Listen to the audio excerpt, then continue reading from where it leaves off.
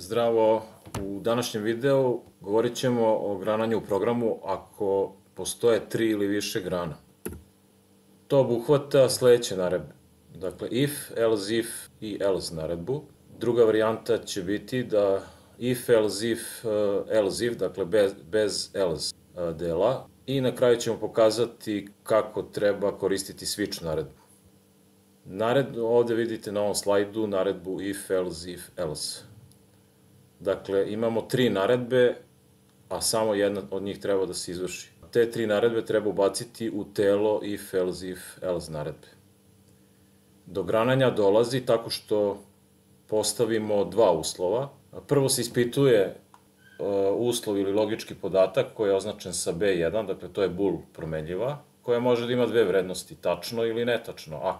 Ako je recimo tačno, program će ući u ove vitičaste zagrade, izvršiti naredbu 1 ili sve naredbe, dakle može biti više od jedne naredbe, sve naredbe koje budu napisane u ovom bloku vitičastih zagrada. I onda će preskočiti sve ostalo. U slučaju da je B1 podatak false, odnosno netačan, program nailazi na else if i postavljen drugi uslov, odnosno logička promenljiva B2, koja takođe može biti true ili false, odnosno tačna ili netačna. Ako je tačna, izvršit će se naredba 2, preskočiti sve ostalo. Dakle, naredba 3 može da se izvrši samo u slučaju da prethodne promenljive, logičke promenljive nisu bile tačne. Umesto logičkih promenljivih vidimo varijantu sa logičkim izrazima. Naprimer, prvi logički izraz ispituje neki ceo broj a, da li je on pozitivan, nula ili negativan. U ovom primeru. I prvi uslov koji možemo da postavimo je da li a veće od nule. Ako je to tačno, program će ući u ovaj prvi blok vitičastih zagrada i izvršiti naredbu 1, a ostalo preskočiti. Ono što je preostalo, ako to nije tačno, znači preostalo je mogućnost ili da je nula ili da je negativan. Pa onda recimo bilo šta od ta dva možemo postaviti kao drugi uslov. U ovom primeru postavljeno je pitanje da li a jednako nuli. Ako je to tačno, izvršit će se naredba 2. Ako nije tačno, izvršit će se naredba 3. Nikako ne mogu da se izvrše sve 3 naredbe. Dakle, ovde treba zapaziti da zapravo ovde imamo 4 naredbe. If, else, kompletno je jedna naredba i ona služi da razgrana, da razvrsta ove naredbe, 3 naredbe koje se nalaze u telu if, else, naredbe. Posmatramo sada sledeći primer. Uneti ceo broj a i ispisati na ekranu da li je pozitivan ili jednak nuli ili negativan. Evo kako bi izgledao algoritam ovog zadatka. Ovde vidimo prvi deo je da se učita neki celobrojni podatak a zatim se postavi prvi uslov. Naprimer, da li je a veće od nule. Taj uslov može biti, to je logički izraz, koji može da bude true ili false. Ako je true, program skreće sa leve strane, dakle izvršava se prva grana i tu imamo ispisivanje na ekran, recimo tekst da je broj pozitivan. Ako ovaj uslov nije tačan, dakle false, program će skrenuti desno. Sad da bismo dobili još dve grane, treba nam još jedan uslov najmanje. Naprimer, da li je a jednako nuli. Ako je a nula i ako je to tačno, program će ići granom broj 2, dakle ići će ovuda, ispisati na ekranu tekst da je a0. I treća varijanta, dakle ako je i ovaj drugi uslov netačan, program ide sa desne strane u treću granu i izvršava ispisivanje na ekran sledećeg teksta da je broj negativan. Kako izgleda sada naredba koja će ovo da reši? To možemo vidjeti na ovom slajdu.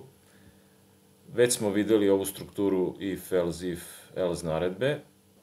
Naredba 1 je ovde očigledno ispisivanje na ekran. Dakle, cout naredba koja ispisuje da je broj pozitivan ili u drugoj varijanti nula ili u trećoj varijanti da je negativan.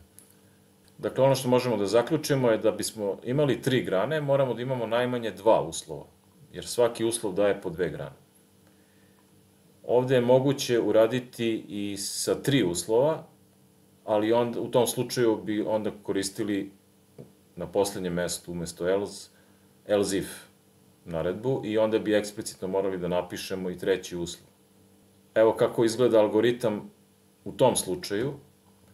Dakle, posle učitavanja A, prvu granu dobijamo ako je tačan prvi uslov.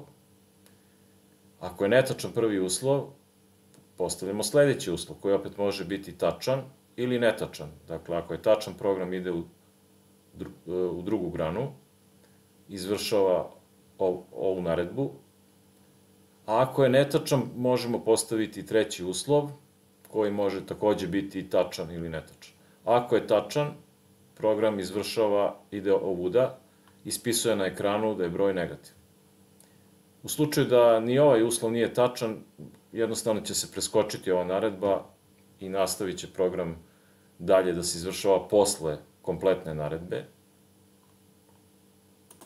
U ovom primeru svejedno je da li radili sa 3 ili sa 2 uslova, ali u nekim drugim zadacima treba razmisliti šta je bolje. Pokrenimo sada kod blok i kreirajmo nov projekat u njemu. Odaberite konzolnu aplikaciju, C++ jezik, za naziv projekta da li je pozitivan.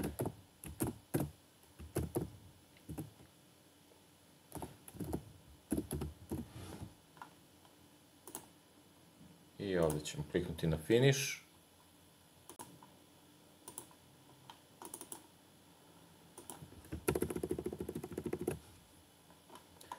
Dakle, potrebno nam je ceo broj, rezervisat ćemo memoriju i označiti broj sa A. Zatim ćemo da učitamo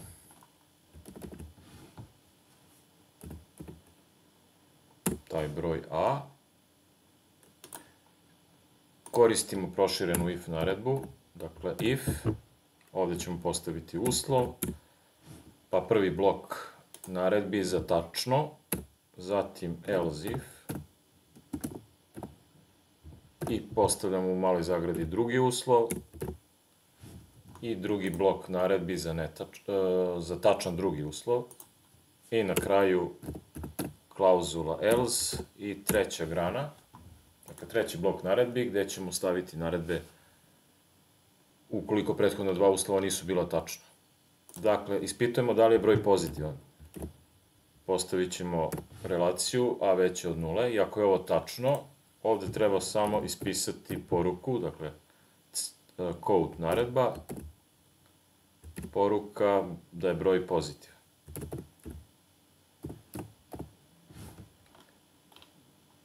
Ako nije tačno, onda postavljamo novi uslov, da li a jednako 0 recimo. I ako je to tačno, izvršit će se naredba koju ćemo postaviti u drugoj grani, a to je ispisivanje poruke da je broj 0 i na kraju ide poruka da je broj negativan. Dakle, ono što je potrebno ovde uočiti da kod else nema postavljenog uslova, već se on podrazumeva. Dakle, ako nije a veće od 0 i ako nije a jednako 0, ono što preostaje potpada pod else, a to znači da je broj negativan, to je a manje od 0. Pokrenimo sada ovaj program. Evo recimo stavit ćemo 5 i dobijemo da je broj pozitivan. Ako stavimo u drugom 0, ispisat će 0 i treća varijanta, ako stavimo negativan broj, ispisuje poruku da je negativan. U nastavku pogledajmo kako funkcioniše switch naredba. Ovde vidimo algoritam switch naredbe. Ona se takođe koristi kao i if naredba za grananje u programu, ali za razliku od if, else if naredbe, gde za razdvajanje u dve grane koristimo bool podatak, to je logički izraz ili promenljivu, pa onda imamo jednu granu za tačno, a drugu za netačno. Ovde se grananje vrši na osnovu moguće vrednosti neke celobrojne promenljive. Ovde vidimo neku promenljivu koja je označena kao dan, znači to može biti recimo dan u nedelji, i moguće vrednosti su od 1 do 7, dakle prvi, drugi, treći, četvrti do 7. dana. Ukoliko vrednost dana bude 1, onda će se izvršiti prva grana i naredbe koje se nalaze u toj grani. U ovom primjeru vidimo recimo naredbu 1, ali to može biti i više naredbi. Ako je vrednost ove promenljive 2, onda bi se izvršila naredba 2 i tako dalje. Možemo opciono da imamo vrednost default, dakle, ukoliko vrednost dana ne bude ni jedna od ponuđenih, onda će program ići granom default i tada će se izvršiti naredbe u toj grani. Znači u ovom primjeru vidimo naredbu koja je označena kao naredba 0. Evo sada na ovom slajdu vidimo kako izgleda program u kome se koristi switch naredba. Imamo prvo jednu celobrojnu promenljivu, dan, zatim korisnik unosi vrednost dana, dakle neki ceo broj od 1 do 7, i onda ide switch naredba koja vrši grananje na osnovu moguće vrednosti celobrojne promenljive dan. Moguće vrednosti su 1, pa imamo case 1, i ukoliko bude 1, izvršit će se ova naredba 1. Opciono imamo break naredbu, koja kaže da se sada prekine izvršavanje ove switch naredbe. Bez break naredbe izvršila bi se naredba 1, ali bi program dalje nastavio na case 2, izvršio naredbu 2 i tako dalje. Ako se stavi break naredba, onda ova naredba funkcioniše slično kao if, else, if naredba, gde može samo jedna naredba da se izvrši, a ostale se preskaču. U nekim situacijama je povoljnije raditi bez break, zavisi od konteksta zadatka. Ukoliko vrednost dana bude neki broj koji nije u tom opsegu, onda bi se izvršilo ono što stavimo po defaultu, dakle naredba 0 neka. I evo sada konkretan primer koji ćemo da pokažemo. Uneti redni broj dana u nedelji, dakle broj od 1 do 7, i ispisati radno vreme prodavnice po sledećem rasporedu. Znači, zamislimo prodavnicu koja radi od ponedeljka do petka od 8 do 17 časova, subotom od 8 do 14 časova, a nedelja neradni dan. Pokrenimo sad kod blok i kreirajmo nov projekat. Odabrat ćemo konzolna aplikacija, odabrat ćemo C++, nazvat ćemo projekat raspored rada prodavnice.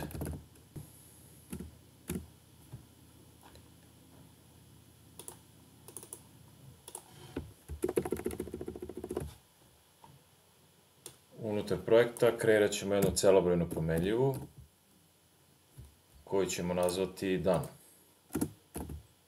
I to će biti dan u nedelji, dakle broj od 1 do 7. Korisnik unosi, zato koristimo cin naredbu. I sada vršimo grananje u programu pomoću switch naredbe. Dakle, ubacimo switch komandu. Ona ima male zagrade gde ćemo staviti celobrojnu promenljivu na osnovu koje će se vrši grananje u programu. Ima telo, a unutar tela su slučajevi, dakle case, i sada pišemo moguću vrednost promenljive dan, recimo 1, a posle toga idu naredbe za taj slučaj. Dakle, to je naredba koja ispisuje poruku na ekran. Raspored za ponedeljaka, to je od 8 do 17 časova.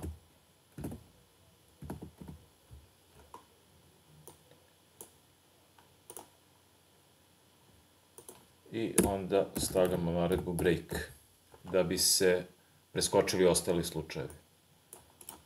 Dodat ćemo sada ostale slučajeve. Dakle, kopirat ću naredbu 7 puta i zameniti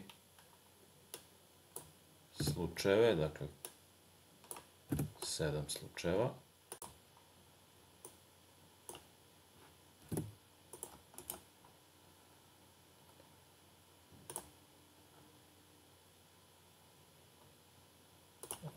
Fali jedan break.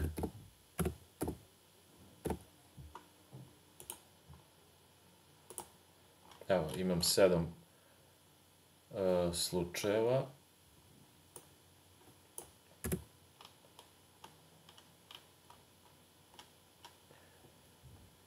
Prvih 5 imaju isto radno vreme, 6. radno vreme je od 8 za 6. dan, dakle za subotu od 8 do recimo 14 časova, a ukoliko je nedelja, napisat ćemo neradan dan.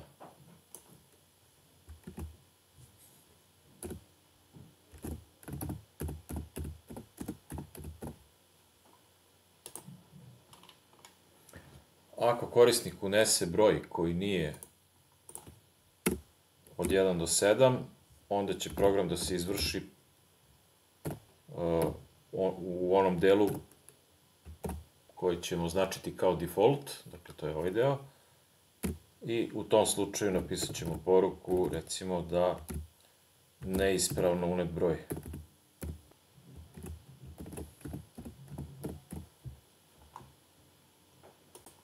Pokrenimo sada program. Evo, ako upišemo 1, tako vreme od 8 do 17. Krenimo ponovo, ako upišemo recimo 6, vreme od 8 do 14, upišemo 7, ispisat će neradan dan, i ako upišemo pogrešno, recimo broj 9, neispravno unet broj. Ukoliko ne bi stavili break naredbu, sada ću to da iskomentarišem,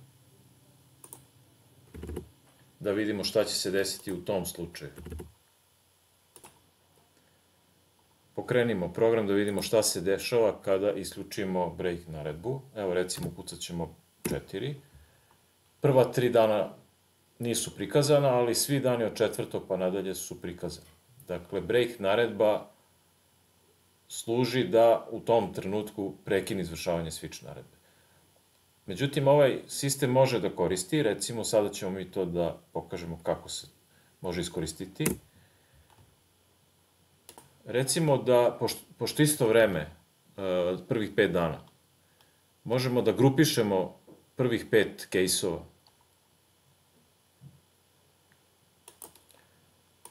To ćemo raditi na sledeći način. Dakle, break ćemo staviti tek posle svih 5 dana. Dakle, evo, posle 5. dana stavit ćemo break naredbu. To znači bilo koji broj da se ukuca od 1 do 5. Program će ići odatle pa na dole, proći kroz sve ove case-ove i kada dođe do case broj 5, ispisat će zajedničko vreme i onda prekinuti izvršavanje. To znači da nam ove poruke prethodne nisu ni potrebne, pa ćemo ih zapravo isključiti.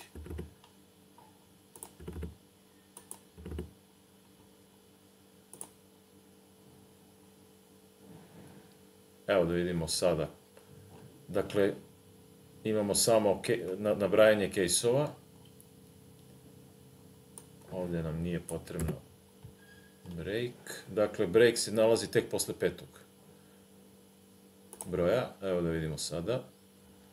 Recimo, ako ukucamo bilo koji broj od 1 do 5, recimo broj 3, evo, prikazano je samo jednom od 8 do 17 časova. Probat ćemo još neki broj, recimo broj 1. Evo vidite, od 8 do 17 časova. Ovaj zadatak bi naravno mogao da se uradi i pomoću proširene if, else if naredbe. Ostavljam gledalcu da to sam provežba. To bi bilo sve u ovom videu, hvala na pažnji i doviđenja.